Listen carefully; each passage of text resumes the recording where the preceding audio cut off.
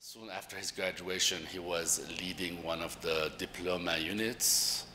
Then also he founded there a couple of labs and became very much tied to the culture of that school in the around 2005. He was very much associated with that brand. Later, he ended up in Hong Kong and has been there now ever since as a faculty member of the University of Hong Kong, and also very much a presence in that whole area in Hong Kong and China and Asia in general. He is also one of the founders of the OCEAN group, which was is actually a very interesting network of practitioners and educators and researchers, with many, many important members. If you go down the list, you realize that actually they have been shaping the arena of architecture now for quite a while. It's a very interesting network which has a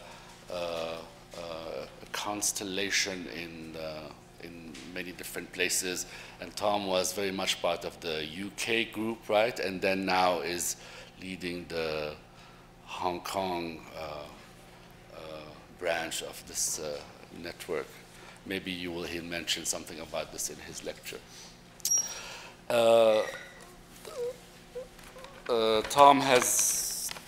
Tom's work has been exhibited in many places. I'm just going to mention a few. The Venice Biennale, the Beijing Biennale, Hong Kong, Shenzhen Bi-City Biennale, Seville Biennale, Zoomorphic, that's the exhibition at Victoria and Albert Museum in London, Latent Utopias in Grass, etc., etc. The list is interminable. He is very much at the core, I think, of the current architectural debates. And now, since I've been teaching the Intro to Architecture course, I tend to think a lot about what are the most important, the salient aspects of contemporary architecture that I have to present to my student in this very short course that has to introduce them to the whole range of issues in architecture. So I tend to think a lot about, okay, what are the 10 most important ideas? And the work that Tom has been doing in relation to parametric urbanism is one of them. I think it's very much defining, the work defines this period in architecture, and we will recognize it more and more as a very important contribution to the field. This is going to be the topic of his lecture. This is also very much at the core of his publication, which we will launch later after the lecture in the Larry Richards Gallery right outside here, and I hope you will stay with us for that event too. And the launch of the book that I also co-edited with Ed Robbins, so it's a double launch, and I look forward to seeing you outside for this event too. Please welcome Tom Verebes.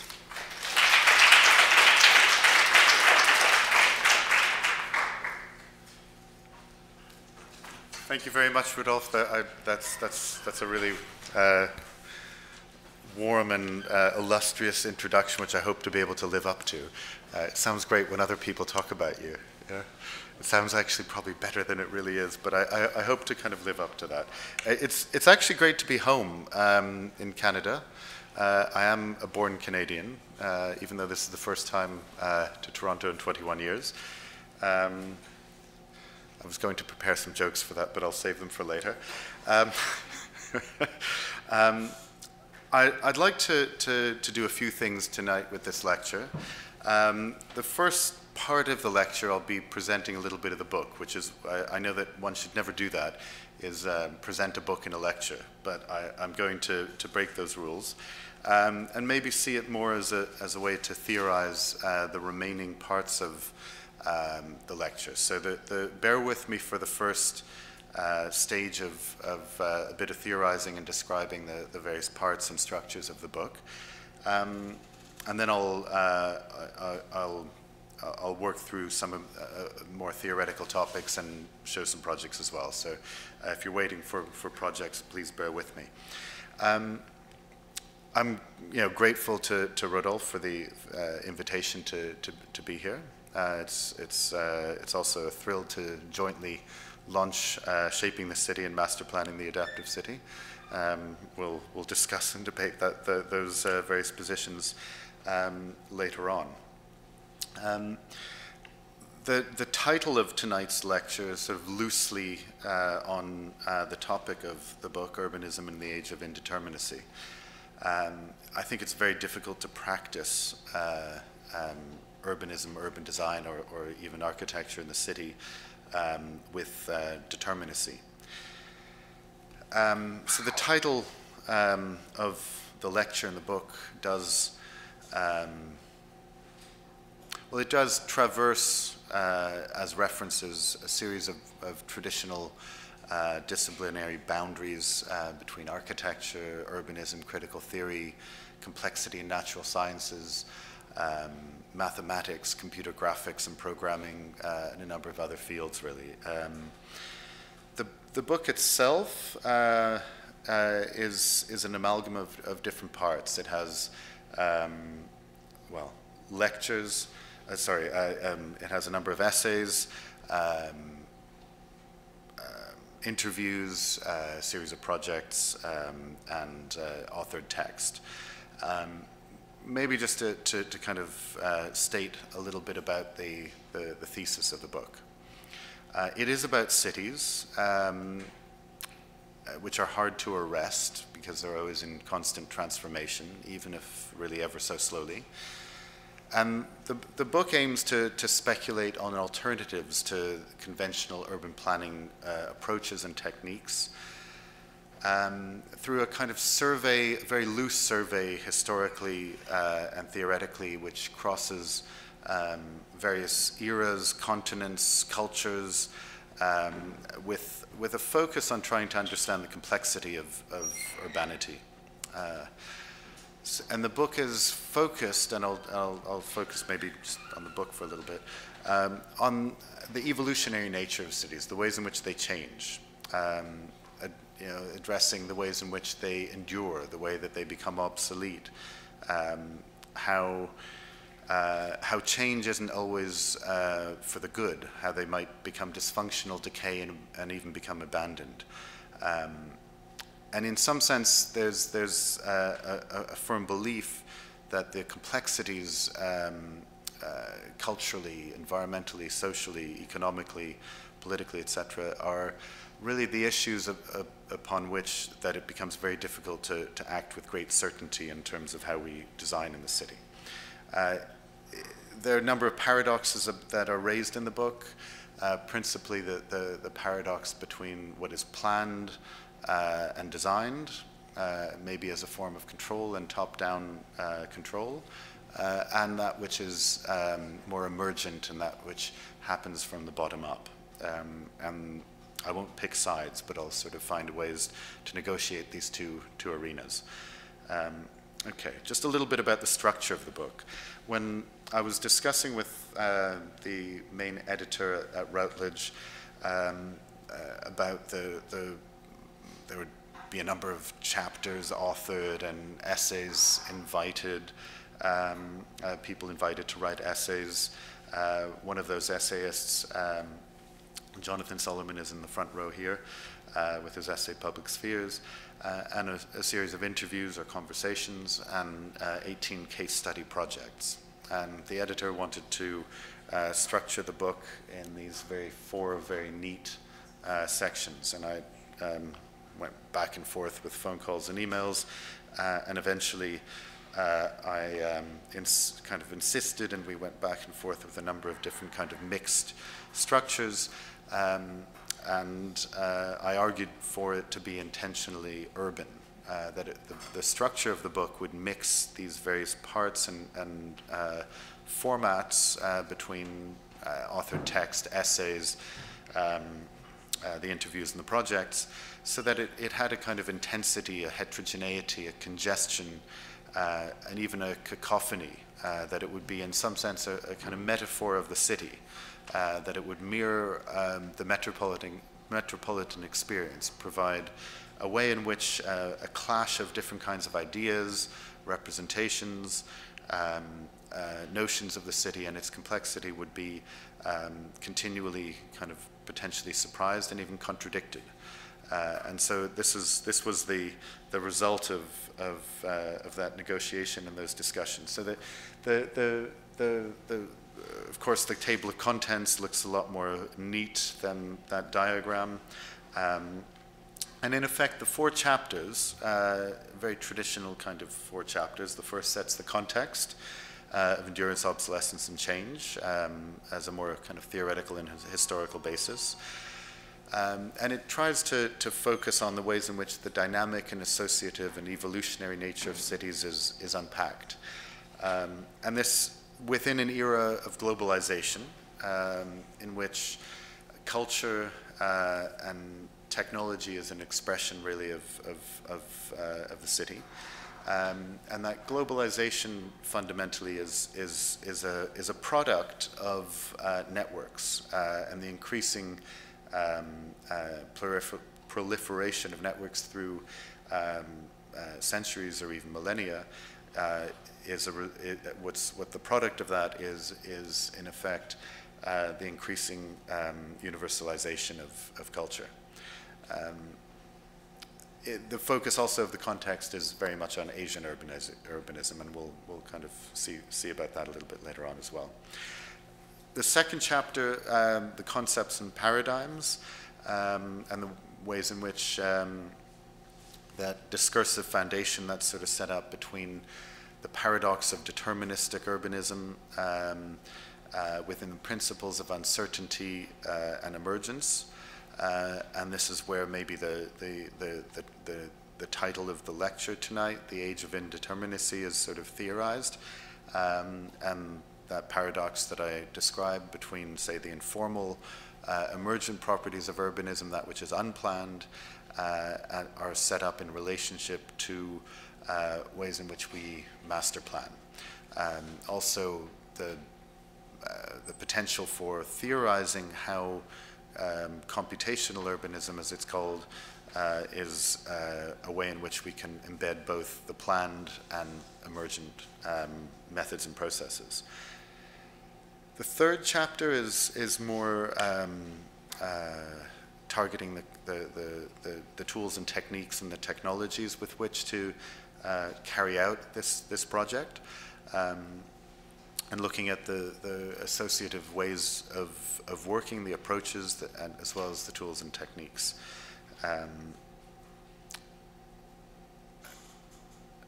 Lastly, the last chapter is really a set of projections and a critique of, say, the legacy of standardization and the kind of material practices and targeting the repetitive modes of production and finding alternatives to those, which in effect for the city, one can say that the legacy of standardization of the 20th century is not so much one of architecture, but that of monotonous and homogeneous cities. So the kind of thesis of the book, as it leaves itself at the end, is that adaptivity in the city is understood on one level in terms of in time and how the city will grow and change inevitably and how to tap into growth and change. But also a way in which adaptivity is understood as a form of heterogeneity. And in some sense, there's also a kind of projection towards a kind of high quality, highly unique and specific and distinct form of urbanism. Okay. So a number of chapters and maybe just the topics, the city as a cultural and technological expression, the Asian experience of the new, the continual kind of renovation or production of newness in urbanization in the East, the recurrent problem of erasure with urbanization, and maybe a kind of meaty chapter where polemically the death of master planning is sort of declared, long live the master plan in that case, within the age of indeterminacy, and unpacking the toolbox of master planning, and computational urbanism, and the adaptive city, lastly. A number of essays, each sort of programmatic in its own sense and taking different positions. Marina El-Khoury, director of the History and Theory and Criticism program at the AA, with projective architectures and looking at the question of borders in an intensely connected world. Georges Fiore's Informal City. Jonathan Solomon's Public Spheres, looking at the informal aggregate networks of Hong Kong's infrastructure and shopping spaces. Patrick Schumacher's Free Market Urbanism, and Trummer's Morphogenetic Urbanism, and lastly David Gerber's Parametric Urbanism. Number of conversations, Dana Cuff, an urbanist in LA, Shui Guo, an architect and educator in Beijing, Matthew Pryor, a landscape architect in Hong Kong, Tom Barker, now based down the road at OCAD, at the time was in Sydney in Australia, and Suyin Sheng in Shanghai, a planner, and Brett Steele at the AA. Okay, now just a little bit more on the last part of maybe the structure of the book. I'll show some of the snippets of the 18 projects. Most of these are not my projects, but sort of curated in the book. James Corner Field Operations, the Qianhai Master Plan in Shenzhen, in which he looks at the ways in which the ecology of the fingers of rivers going out into Shenzhen Bay are part and parcel of the evolution of the urbanism. Plasma Studios, these are not renderings, this is the built project in the Xi'an Horticultural Expo in Xi'an in China. OCEAN.CN's master planning toolbox, I'll show some of these projects later on. .A's project in Kaili in Guizhou province in western China for a kind of topographically driven master plan of a city extension, an interface for urbanism that I'll show later on from our office. Rocker Lang's genetic towers, and more of a master planning project for in south of Beijing from our office. Group 8 in Kaiserot office, joint venture of offices in Geneva, looking at a way in which to master plan a kind of European bloc and how it becomes sort of more aggregate. Trummer's morphogenetic urbanism, more work from our office. The Longgang Master Plan by Ground Lab. Siri Architects, adaptive reuse of a factory building in Hangzhou, and Shui Guo's project for the adaptive reuse of a shopping street in Beijing, and Mad's Ordos Museum project in Inner Mongolia and China. I'm particularly interested in the series of images that goes from the Gobi Desert to a plaza and a few buildings in the Gobi Desert in a very short 5 years.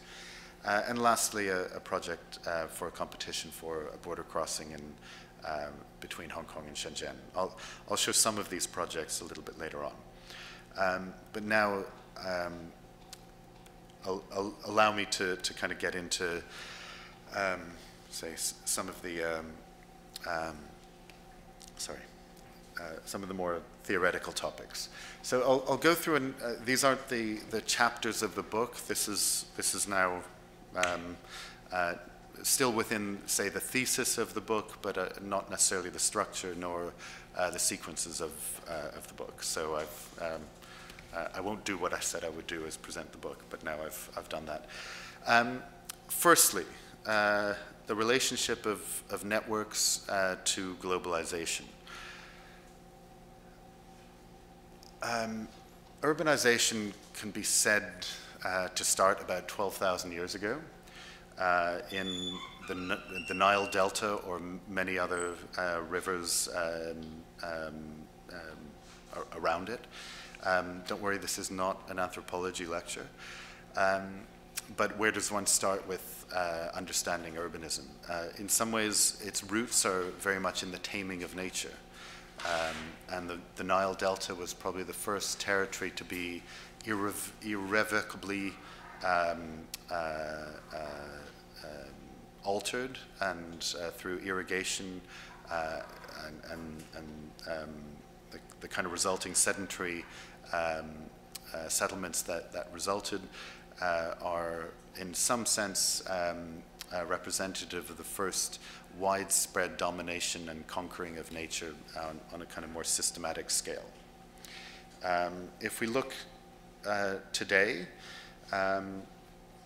in the part of the world where I live over here, in this sort of zone, well, this is the population density kind of map of the world.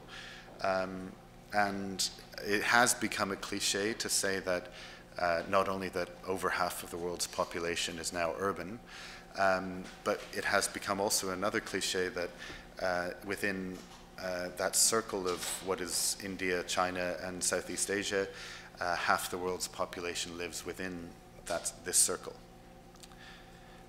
And in fact, 75% of the world's urban dwellers live within this circle in a country called China. So Masterplanning the Adaptive City, it explores, sorry, I'm going to touch on the book many, many times. It explores the evolutionary nature of cities, and probably the very first moment of a theorization of urbanism as evolutionary, that meaning in that it adapts and changes, which is maybe stretching the kind of metaphor or the analogy. Sir Patrick Geddes writes a book in 1917 called Cities in Evolution, where he argues that cities are in in continual but not necessarily in constant change. He also coins the term world city in 1924. And there are a number of taxonomies of the city in the 20th century: the megalopolis by Jean Gottman in 1961, the global city by Saskia Sassens in 1991, theorizing transnational urban citizens, and really the kind of sociological analysis of the universalization and ubiquity of shiny cities. The megacity, theorized by, or a term coined by Manuel Castells in his 1996 book, The Network City, where he also kind of runs through what the information city would be. And it seems like these sort of taxonomies are to do with the interconnectedness and causality of globalization, once again within the world's network of flows. The term city seems throughout the 20th century that it gets renamed many, many times. And it seems, in some sense, that the term itself, city, is antiquated. And when Rem Koolhaas is negotiating with Harvard to set up his research studio in the mid-90s, he attempts and wants to call it the Harvard Center for the Study of what used to be called the City. Now, I'm sure someone in Harvard said, well, that's a little bit too long, and it becomes named the Harvard Project on the City. But it seems like to study the city, first one has to rename it. Interestingly, over the last few months, the Guangdong province the politicians in the Guangdong province and central government of China announce a mega city using Manuel Castell's terms without citing the term. It's become really part of everyday language, it seems. That 9 cities are in the Pearl River Delta are going to be united to become one mega city, well, a thing of 42 million inhabitants. So we'll go back and forth a little bit. So allow me that little bit of freedom. So going back to Vitruvius 2,000 years ago, I think this was possibly the first theorization of parametrics in urbanism, i.e. the kinds of relationships that cities are all made up of. They theorize and set up rules by which environmental orientation, exposure, altitude, climate, the relationship of topography, the optimum health conditions, the military positioning and defenses of the city, its infrastructures, etc. And it's really the first kind of pro forma for widespread urbanization. The Roman Empire, well, it was very much a systematic city building endeavor. Probably the most prolific city building empire ever. They built 5,627 cities.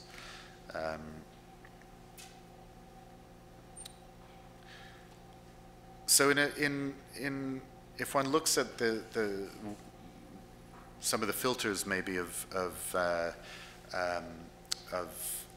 infrastructure and a global shipping map 500 years ago, this begins to demonstrate in today's terms, if one compares the shipping routes of today and the flows of goods on the sea, it kind of demonstrates the associativity between cities and territories across the world. Similarly, Europe's high-speed rail networks also indicate the nodes of intensification and the limits and gaps in this map maybe are where the things called cities are not, and the zones of blackness become maybe where urbanity is more intense.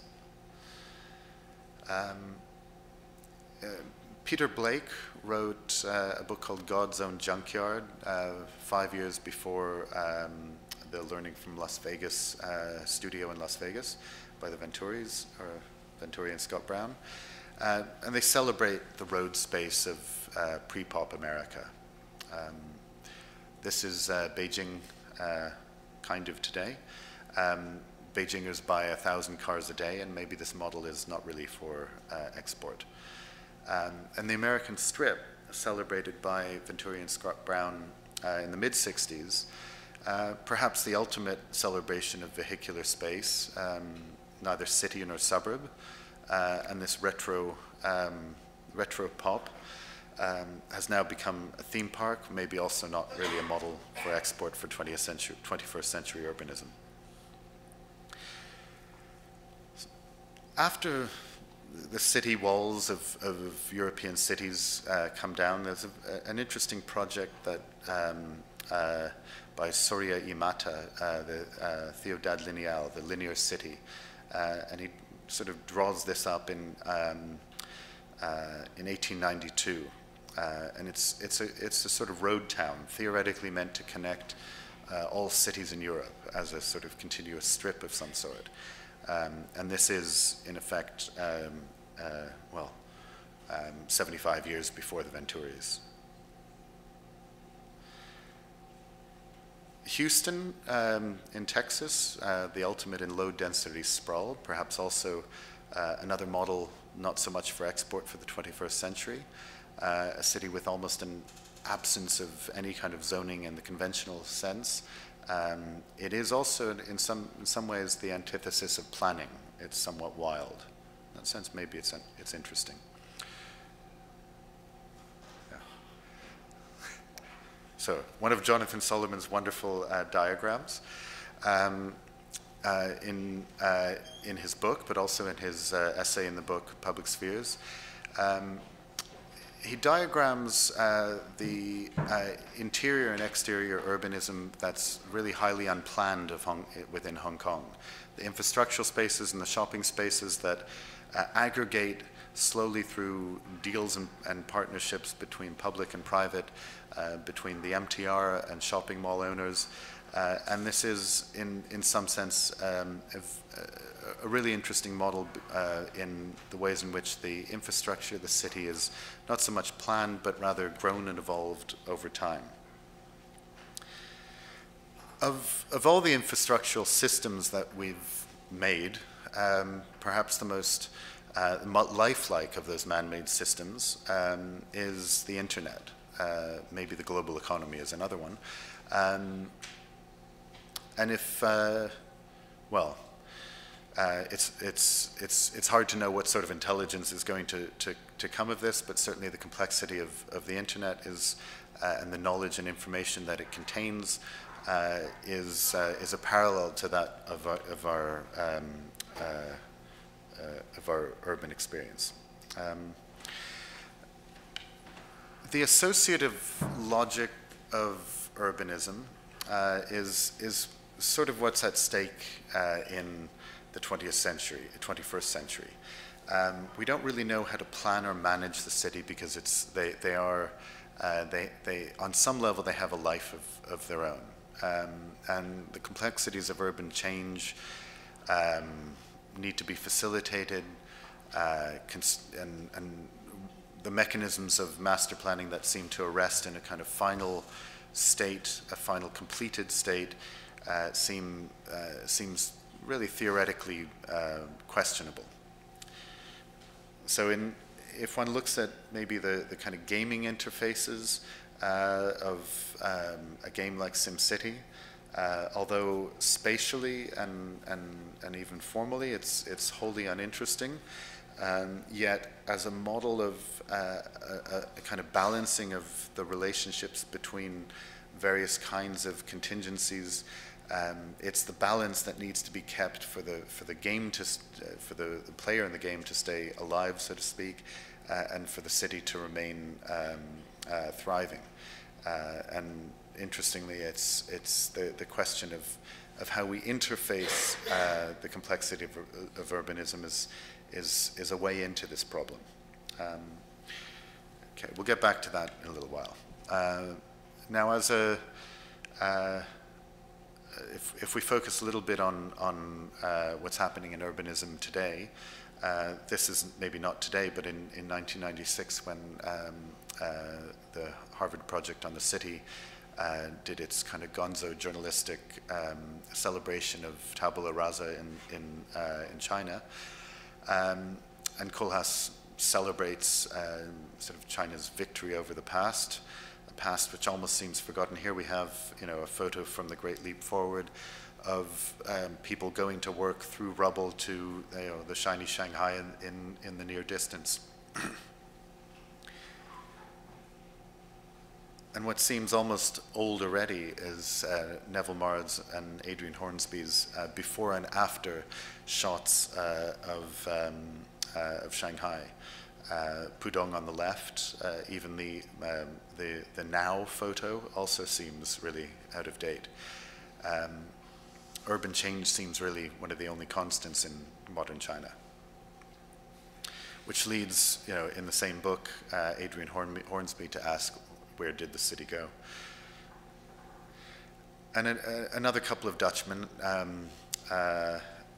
ask similar kinds of questions by looking at a kind of narrative of a number of different people and stories in various Chinese cities in the central and west of China. And this is about Mr. Sun, a farmer who becomes a property tycoon but never moves from where he's always lived. Okay. I think at this stage, this is also for Jonathan, I think, the New World City is something that is inextricably linked of this kind of rapid urbanization to industrialization. And in the late 19th century, one of the wholly new cities that emerges at the confluence of the transportation routes of the Midwest, and the industry and the agriculture and the shipping on the Great Lakes leading towards the St. Lawrence River and the Atlantic Ocean, is a city called Chicago, which emerges from almost out of nowhere in very little time. Engels called Manchester a shock city just a few decades earlier. Chicago, in some ways, can be seen as either the Shenzhen of the 19th century, or maybe Shenzhen is the Chicago of the late 20th century. Shenzhen is the first kind of instant city of China of notoriety. It becomes the first special economic zone declared by Deng Xiaoping in 1990. It was just a small fishing village in 1980, and the population, it's hard to know where it really stops, but it's well over double that of its sister city, Hong Kong. This is Shenzhen today. Like Chicago, it's also a kind of speed freak, and the recurrent phenomena of these sort of instant cities is it's not an isolated tendency. Okay.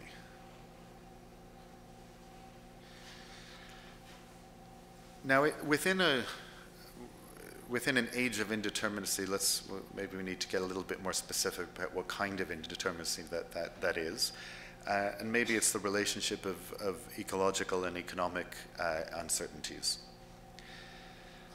Chicago does have parallels to Dubai, an isolated hub which grew out with great speed from the interchanges of global networks. And few other cities than Dubai really do exemplify the model of the instant city today. As an experiment, it seems very questionable to repeat this model of urbanization. And in George Katridis' photos of the before and after of Sheikh Zayed Road between 92 and 2004, this sort of organized kind of programmatic narratives of the coastline, which are maybe meant to dazzle in awe and create a kind of spectacle of media, but is really a kind of artificiality of placemaking that is incredibly unstable environmentally, if not economically. So as a model of urban development, it requires staggeringly high amounts of energy inputs, the fossil fuels which may run out, what happens to those cars and the air conditioners in the future. So as an ecological model for the 21st century, this seems really highly questionable and improbable. And so Dubai's status as a global hub, to me, seems comparable to another city of gold in the desert, Timbuktu. So, sorry if this is getting a little bit off-piste and even a bit weird. Timbuktu was one of the largest cities of the world, population exceeding 100,000 for well over 500 years. It had a population larger than any European city up until the 19th century. And it wasn't really known about factually until mid-19th century when the first European returned from Timbuktu. But like Timbuktu, it didn't produce anything. It was a result of the confluence of the Niger River and boats on the river and camels going to North Africa. It was a warehouse. It was a city of warehouses and distribution contractors. Its main products were salt and slaves. Once shipping on the coast of West Africa emerges in long-distance shipping, Timbuktu all but dies off. When I visited it about 20 years ago, this is what it looks like. A town of 15,000, really as fragile as sand and mud. the morning of the first book launch for Masterplanning the Adaptive City in Shanghai, this was the top news story on the BBC website that I was looking at that morning. Detroit being the largest US bankruptcy ever. I mean, it's all but died off, and maybe as the causality of the auto industry shifting to other parts of the world, and everyone can explain why this has happened. But in some sense, it suggests the fragility of urbanism, and whether that's explainable through the fragility of economics or not. It's not the first city to fall into decline and possibly even die off. The China Daily's diagnosis of the situation kind of treats it as a sort of living organism, as a metaphor that it's on its last gasp. So urbanism has not only the urbanization, not only the force to create erasure, but has but the fragility of urbanism is maybe also a result of the ways in which we carry out urbanization. The character Chai, which is painted on doorways all across China, seems a reminder as a way in which material history and its architecture in the city can be eradicated.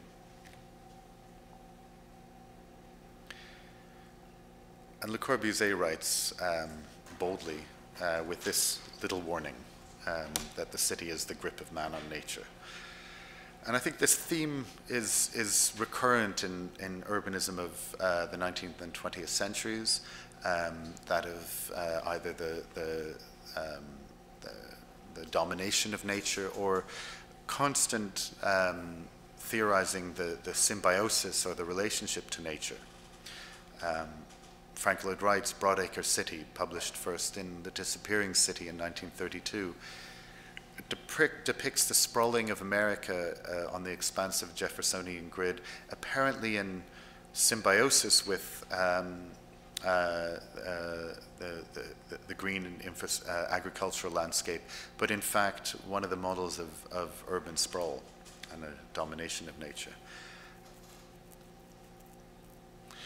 The paradigms of mechanization seem like they have a number of different positions throughout 20th century history. The metabolists in 1960, Tange looking at his Tokyo Bay project, and as a manifesto, its argument was rooted in the kind of biological analogies of growth, adaptation, and regeneration of the city. And interestingly, the kind of cartoons of their city drawings of urban drawings were on some level more interesting than necessarily what they built. There were many attempts to theorize the relationship of urbanity to so-called nature. Ebenezer Howard's concept of the garden city and the balanced community and the limit of the size of cities, and very much an attempt to deal with the ills of industrialization. So any thesis about urbanism today does need to as a precondition to deal with the planet's kind of changing environment and the imminence of ecological crises, as Al Gore tells us in his Inconvenient Truth. And I don't think it needs a politician to tell us about the force of the planet's potential to kind of confront and even erase what it is that we build. This is a mapping of the force of the 2011 earthquake in Japan. Ultimately indeterminable and unpredictable. Okay, so here's the dystopic part of the lecture, and we'll get a bit more upbeat, but the kinds of images of the city that I grew up with in the 1980s and the kind of formative images are through the kinds of films like Ridley Scott's Blade Runner, a city where we don't know where up or down is, we don't know which continent it's even on, we don't know whether it's day or night. The world is fundamentally altered, and what we understand as kind of natural planet Earth is almost nowhere to be seen. Even more kind of eco-tragic is Mad Max. If we come closer to today's world, the kind of comic and a silly Hollywood flick, Waterworld sketches planet Earth where there's no more dry land because the seas have risen to the extent that we've literally obliterated Earth. And some of the images of the day after, where a huge iceberg breaks off of Greenland and floods the rest of the world and turns it icy cold. And as I get on an airplane in Hong Kong, HSBC tells me, and I'm amazed to know that that HSBC tells me when I arrive in Toronto as well, that in the future we will be planting cities. And so the complex natural systems, that of dynamic equilibrium, emergence, the kind of paradoxical relationship to design, over the last 2 decades, these sorts of swarm systems are not only a kind of fashion that will be passing, but really one of the ways in which we understand the complexities of the world are to tap into these sorts of systems and to begin to understand them. And then how then do we plan or design for an increasingly uncertain world?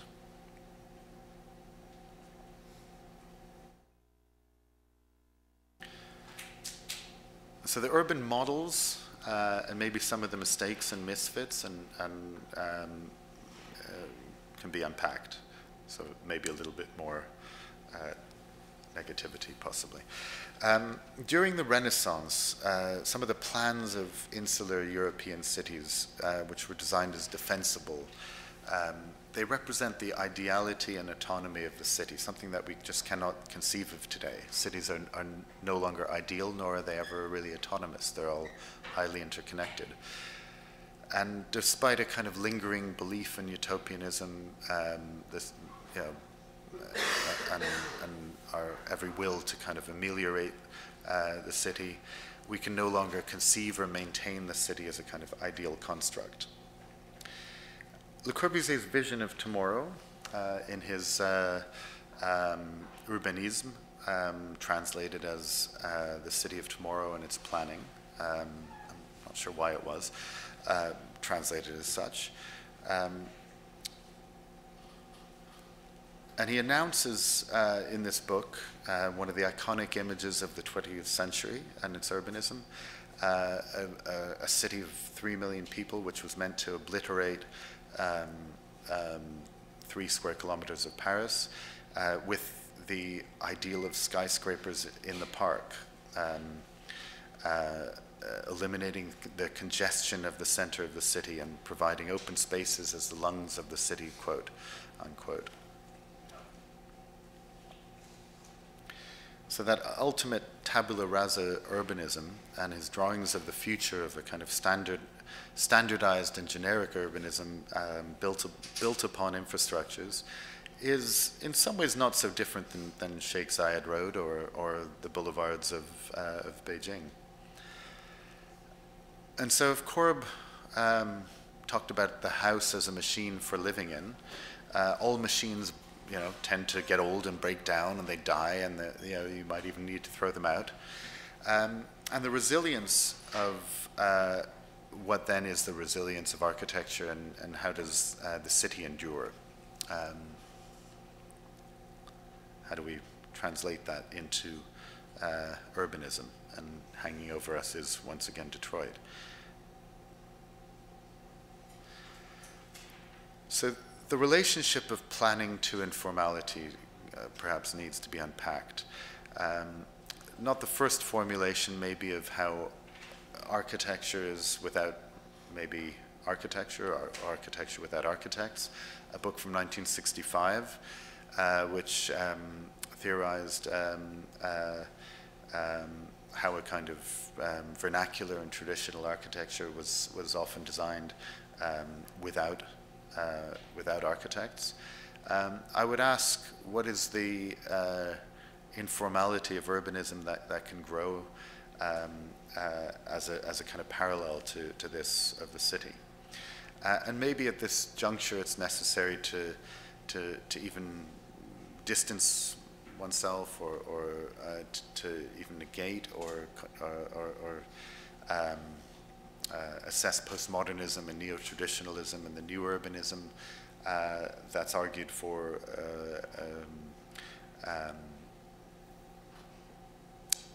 so maybe this is something that we need, we need to kind of look for alternatives beyond the kind of neo-traditional. So maybe the most extreme example of unplanned urbanism was the wild Kowloon-walled city in Hong Kong, which was finally evacuated and dismantled by the early 90s.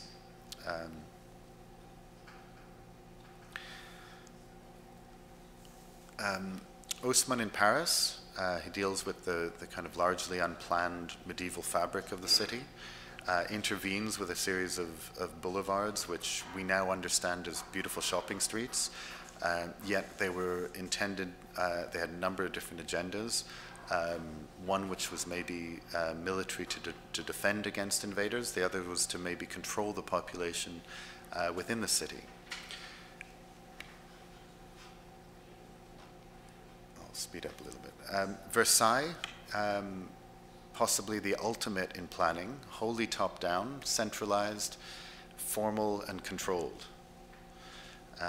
In contrast, the gradualism of Venice's traditional medieval fabric, although planned in spatial segments and sort of temporal increments, it has grown and evolved rather than planned, and the outcome is of a multitude of divergent decisions, ultimately creating coherence and, dare I say, even beauty. Shifting back to Asia, Tokyo, planned yet entirely emergent. The Tokyo grid and the Manhattan grid, Kohlhaas in his Delirious New York theorizes the Manhattan grid as the ultimate of control and decontrol. The culture of congestion was theorized by Kohlhaas as well. In some ways, each portion of the grid is sort of wild and out of control, yet the entirety of it is still regulated. Maybe we do need to look a little bit at the traditional city, or some kinds of traditional cities, and the coherence of for example, Marrakesh in Morocco, which had no sort of central planning, but is planned from a domestic unit of a courtyard house outwards. It's grown and evolved rather than planned. So the complex systems, the equilibrium, and the emergence of favelas or slums, architects were often enamored by these kinds of evolutionary patterns of urbanization. And if it were not for maybe the crime, the hygiene, the sanitation issues, the poverty, lots of really quite serious issues that maybe make living in slums not a pleasure, there are some incredibly coherent and beautiful patterns that emerge, possibly because of the associativity between different kinds of systems, that of the minimal means of material, that of the domestic unit and how it kind of negotiates very locally, the contiguity to topography, the relationship of the flows of people, vehicles, and the flows maybe of hydrology as well. Slums are really the ultimate in a kind of algorithmic urbanism. And this Google Map image of Caracas is perhaps maybe one of the most striking images of haves and have-nots, but it's also really possibly the underlying motive of Masterplanning the Adaptive City, a way of finding a balance between the mechanisms and processes of planning, that on the left, and the unplanned and the informality of what is grown and evolved in the right. Somehow this Google Map image is one of the real issues to negotiate and deal with of the 21st century. And Tico Vieira's seminal image of an edge of a slum in Brazil, in Sao Paulo, where really the economic imbalances are kind of most striking in this photo. In one particularly noteworthy city in China, Chongqing, which I find really quite interesting just because it's not only is it a huge city, it's the largest municipality in the world with a population of 32 million, but it's also a city of extreme topography and very high density. The relationship between the infrastructure that sort of snakes up the landscape within a kind of lush green spaces as well is perhaps one of the interesting models of 21st century urbanism.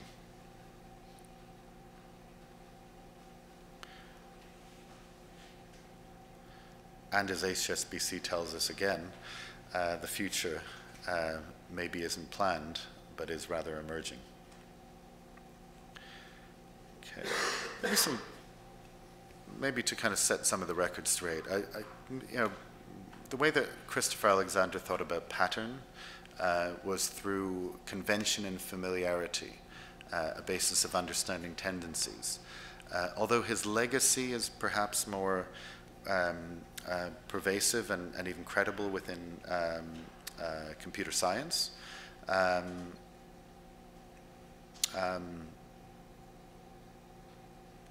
Okay, we'll leave Alexander. But I think in today's computational approaches to urbanism, we're unleashing processes which involve interactive rules that create variable outcomes and stimulate very particular, very localized, and very specific kinds of conditions. And one of the significant shifts is from typology to topology, and away from maybe mapping as a kind of topographic practice to diagramming or a topological set of practices. And I think typology in today's sense is not so much fixed and stable, but able to be transformed and repositioned. And in this sense, the relationship between typology and topology, topology being the study of transformation, is redefining type as a more plastic and morphologically adaptable set of conditions.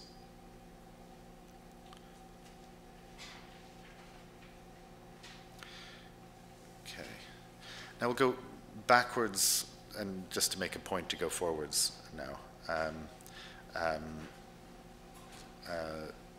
As a relationship, maybe, yeah, just to explain the title a little bit, between the standardization and the relationship of industrialization to modernism and modernization, we're finding a shift away from the kind of industrialization of the 19th century, that which brought on the rapid urbanization of Europe and the Americas, in a sense, the kind of Fordism, maybe the Henry Fordism, not the Rob Fordism, but I couldn't wait to get that in.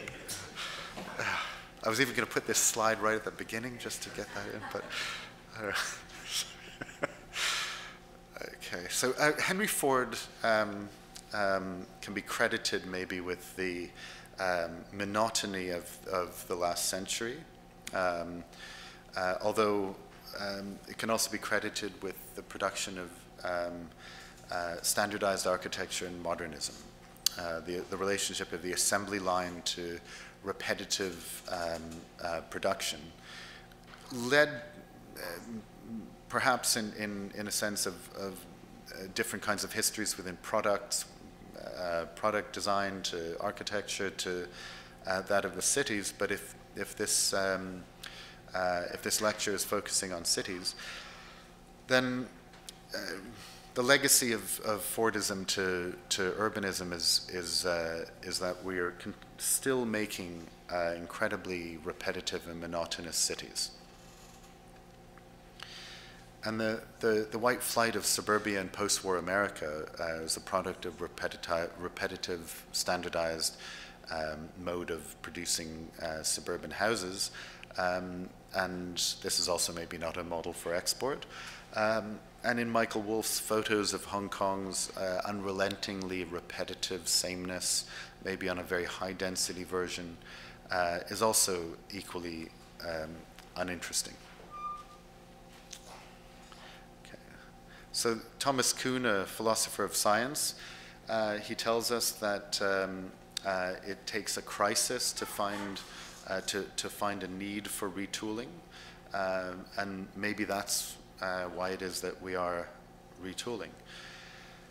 So architecture has developed, and that of urbanists and urban designers as well, of course, a new toolbox. And when computers entered architecture, in this sense, literally a very large electronic computer 50 years ago into a building, there's a new information-based toolbox, which biases kind of maybe more the relationship of what is on the right, code, that it is what we call the back end of a model that shapes and sets up relationships of the model. So the model is no longer thought of as fixed and finite, but interactive, a relationship of the designer to what it is that can produce multiple possibilities rather than kind of singular outcomes. Okay. So the relationship of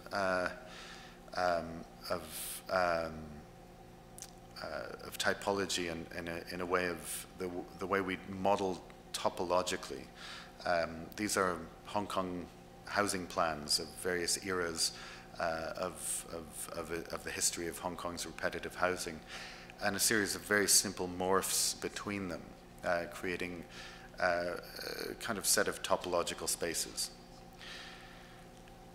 And when Jules-Étienne Marais uses photography to capture and visualize motion as a kind of notational system for understanding changing phenomena, he treats really as the model is more a kind of dynamic information, not static, but a diagram of vectors and forces. Not so dissimilar to the way that Darcy Thompson understands in his book in 1917 on growth and form, a set of Cartesian points that can analyze the differences and relationships between related forms, as he calls them, different species.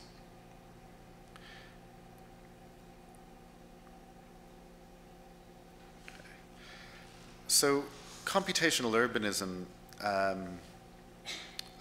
has a relationship to a way of prototyping the city.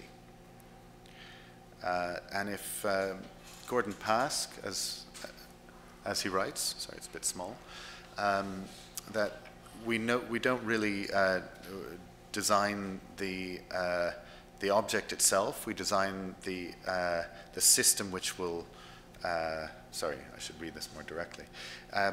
That the designer turns his or her relation to the subject towards the interaction between the designer and the system he designs, rather than the interaction between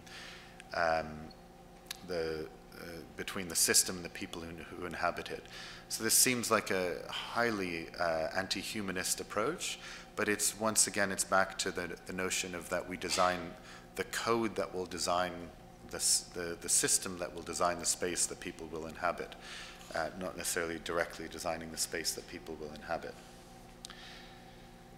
Norbert Wiener, the father of cybernetics, believe that the intelligence of all species lies in the capacity to understand machines as living, and that machines, kind of first-order cybernetics was theorizing the potential for the intelligence of an automation of machinery, initially applied towards aviation. In Simondon's so-called second-order cybernetics, he theorizes the relationship of humans to the machine, kind of in a way in which I'm standing in front of all of this machinery as a kind of interaction. The way that we design today is very much that sort of interaction between the machine and us as designers. John Fraser, this is maybe a series of just references. John Fraser worked through a way in which of predictive planning models, and did a number of experiments at the AA. And I have to say, when I was a student at the AA, I thought John was mad. He was talking about morphogenesis of creating these incredibly horrific animations of form that would kind of grow and evolve. Actually, I think he's quite a brilliant mind as an early adopter of many of these ideas, yet not necessarily interested in the design implications of them. Bill Mitchell theorized the city of bits and a number of predictions of how the city will be embedded with all kinds of digital communication and information technologies. And in fact, most of his predictions turn out to be true. And in fact, the book is full of incredibly boring predictions of the way the world is today. Okay, so back to the simulation and gaming environments, maybe as a way of understanding the management systems of today.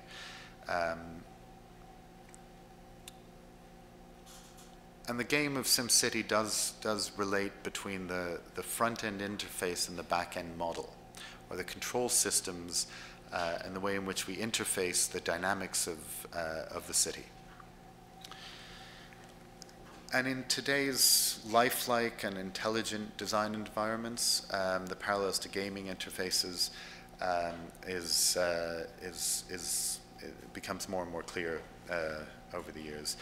We worked on an exhibition project for a way in which to engage with differences between cities, 10 cities in the Pearl River Delta, in a back-end kind of rhino grasshopper model, and the front-end interface within an exhibition environment that one would, in effect, design one city. So in this series of sliders, you can see some of these. You choose your city, you play with the sliders. There's a range of programs between commercial, residential, and industrial, heights and densities with an initial kind of infrastructural seed.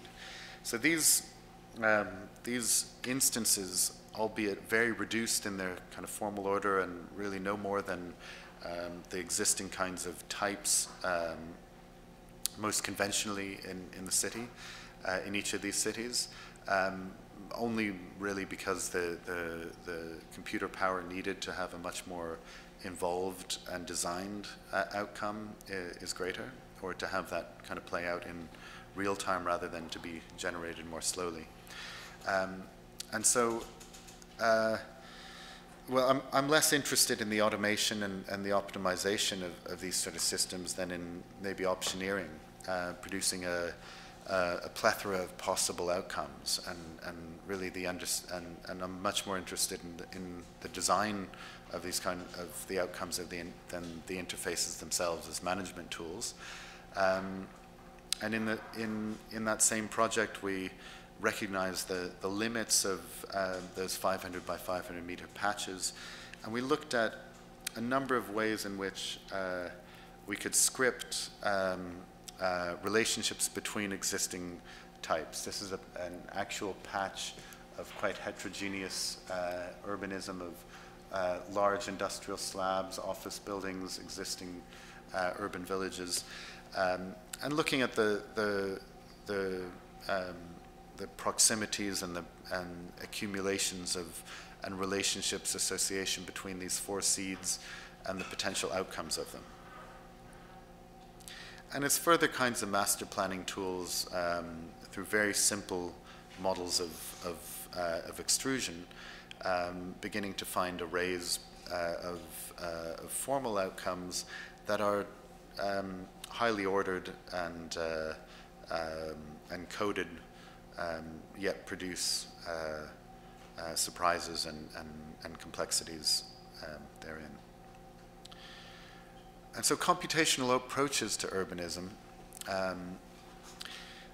provide a possibility to inform the city with dynamic, emergent processes, but also to bring new kinds of relationships and, dare I say, new forms as well.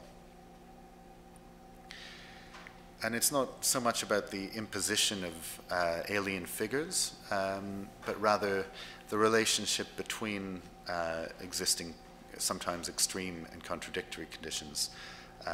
Here negotiating the old town of Shanghai with the new towers surrounding the old town of Shanghai. And maybe not a blueprint for success. In this studio project, we looked at the Cotai Strip, the unfinished area of Macau's casino land, and aiming to reestablish the more pliable, smaller scale grain of the traditional parts of old Macau and the more, say, medieval fabric of the city, rather more grown and aggregate and grown and extended through aggregation, rather than through large figures and planning. And reading the city once again as patterns, both spatially and in time, associating the material history of a place and embedding the specificities of that information and the outcomes into the potential ubiquity of these methods. And in this light, the multiple spatial relationships, they can play out simultaneously by saying urbanism is associative is not really saying anything particularly new. And the massing that can aggregate and from small increments of space, computational urbanism can really be seen as a kind of architecture of interrelationships of spaces and systems. In a project for rebuilding coastal Japan after the earthquake, we looked at a number of different engineering systems and their association to each other and to the coastal condition of Sendai. The term code might have many different meanings. It could mean the building code or the planning regulations and policies.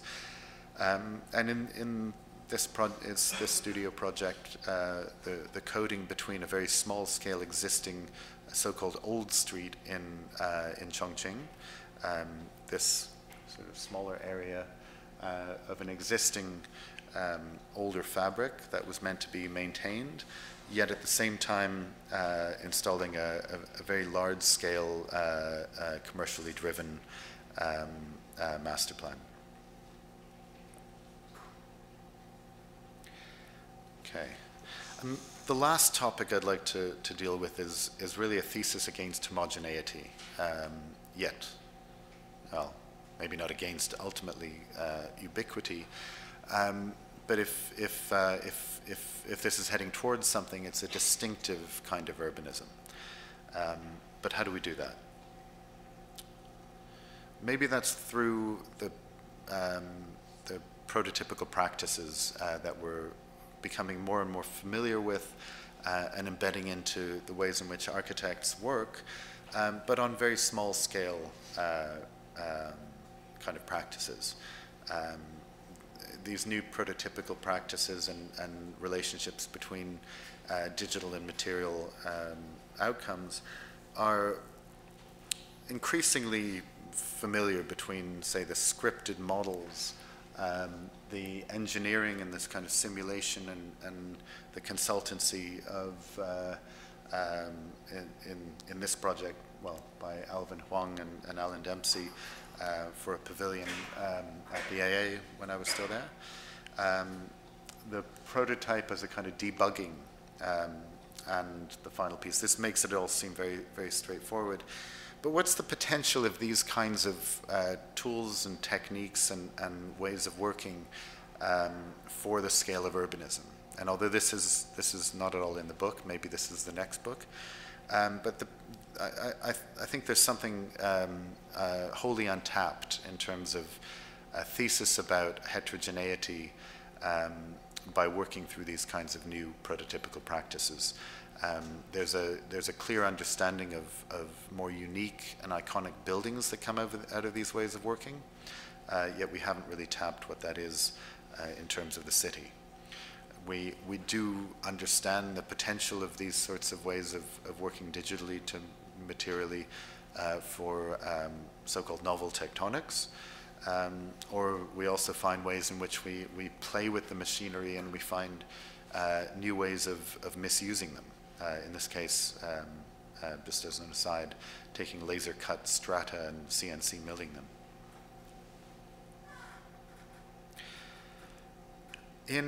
In some research work that I conducted at Hong Kong U, we looked at, say, typological variance through a sort of topological means of modeling, looking at arrays of distinct figures, in this case maybe on a kind of topography, and seeing the ways in which they would be reconfigured. This is maybe not so much a method to create wholly distinct figures, but it's a way in which to transform known types and to specify them specifically and locally.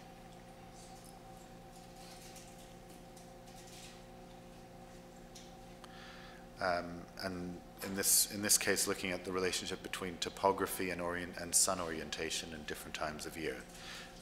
Most of these models are not models that are necessarily designed.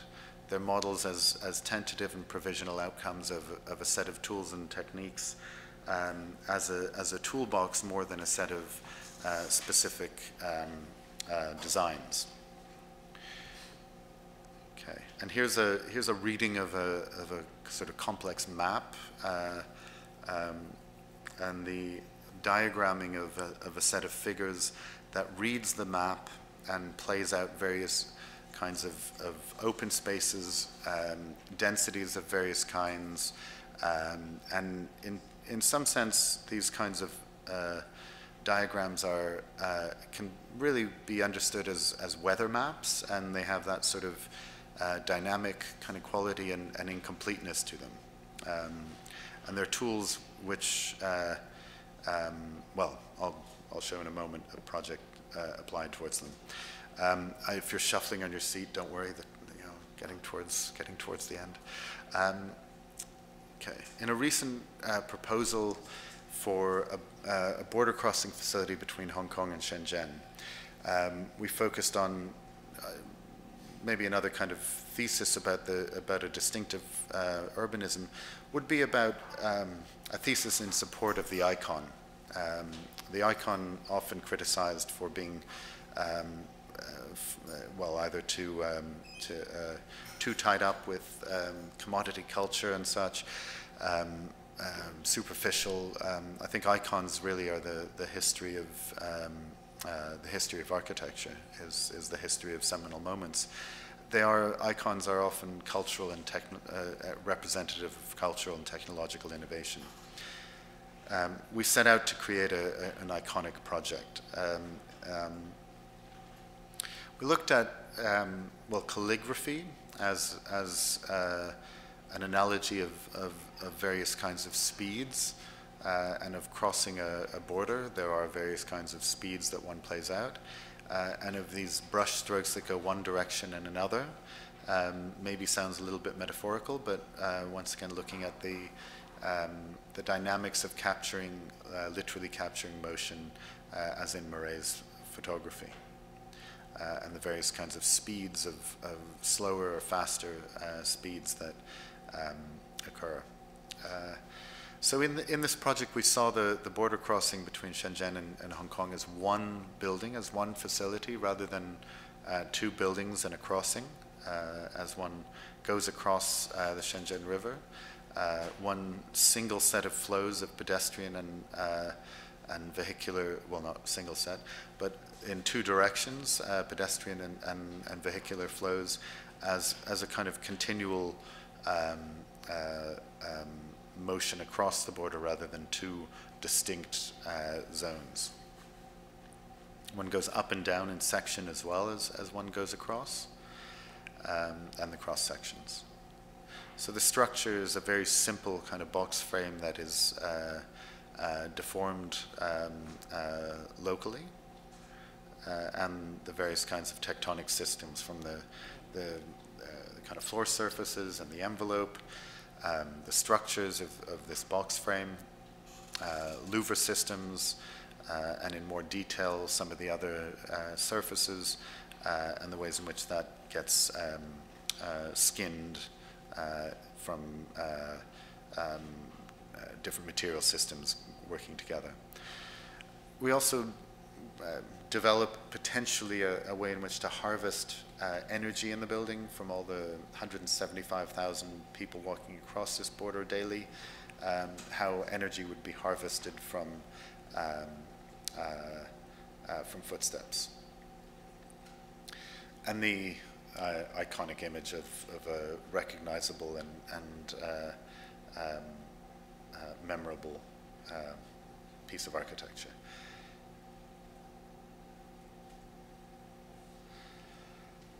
Okay, now maybe back to a kind of more master plan project.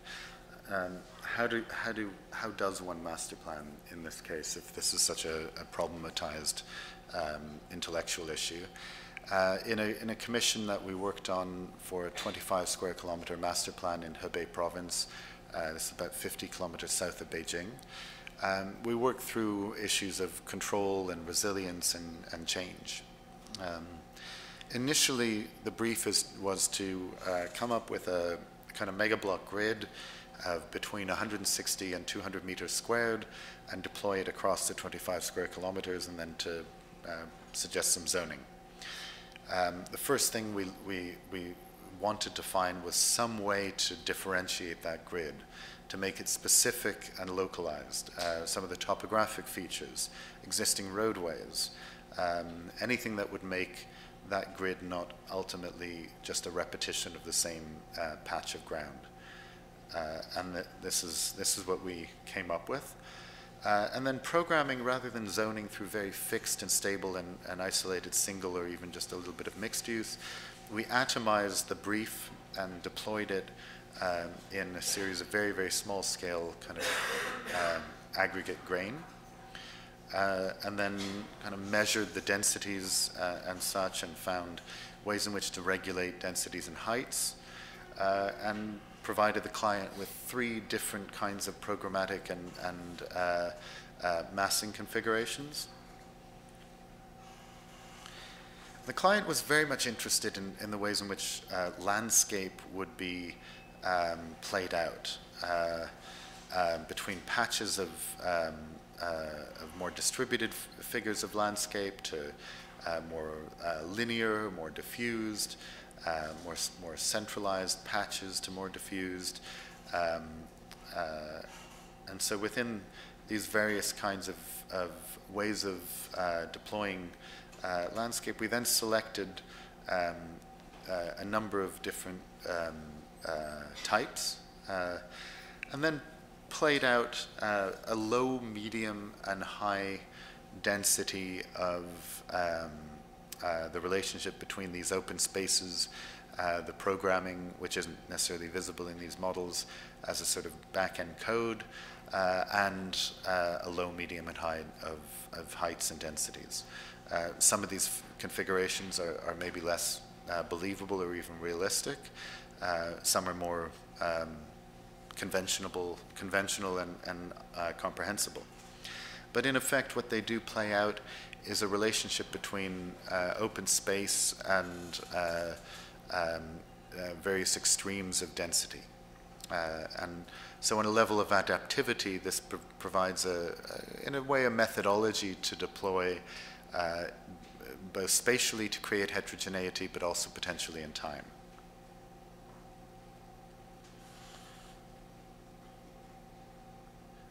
Okay. Now, one of the triggers for the book, I can say, is maybe a kind of 20-year journey, which began as a student at the AA. This is my student project at the AA. Worked on in a team of people taught by Kipnis and Schurdell. We worked on a 64 square kilometer city in adjacent to Haikou and Hainan Island. This is a 2.5 meter square model, so it's probably about that big, really. And this is a drawing probably about that size.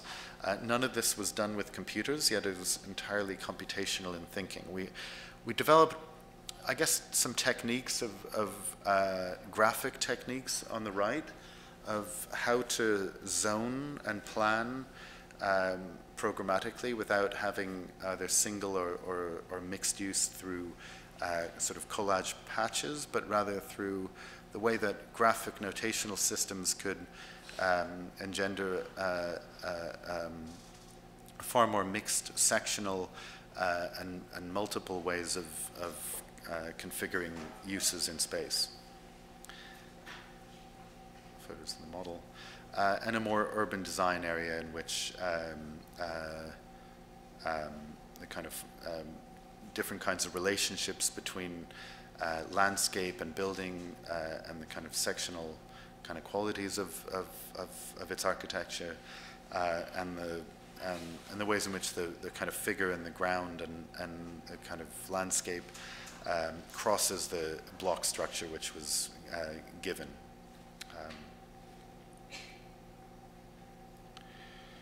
Okay, now I'm concerned that I'm going on a little bit in time.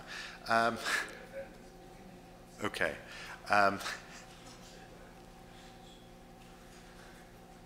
Okay. In this sense, I will, you know, I'd rather, we'd rather go to the event, so I'm going to skip a couple of things and sort of conclude. Yeah, is this working? No.